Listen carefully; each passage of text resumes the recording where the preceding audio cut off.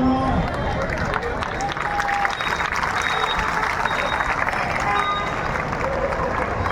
આજરોજ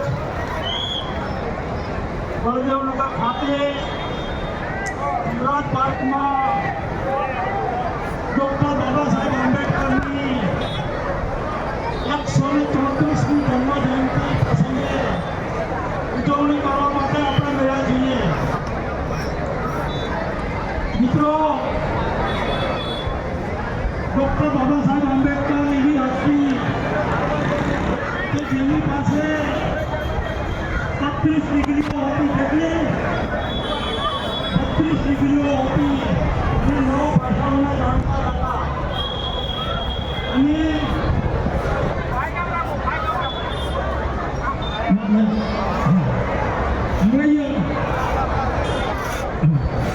ડોક્ટર બાબા સાહેબ આંબેડકર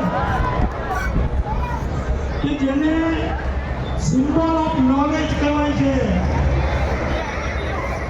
સૌપ્રથમ 1891ની અંદર 14મી એપ્રિલે મધ્યપ્રદેશની અંદર મહુ નામનું શહેર છે અને ત્યાં એના પિતાજી રણજી સતપાલ લશ્કરી છાવણીમાં નોકરી કરતા હતા અને એના ઘરે એના માતા ભીમાબાઈને ઘેરે 14નું રતન અવતર્યું જેનું નામ ભીમરાવ આંબેડકર.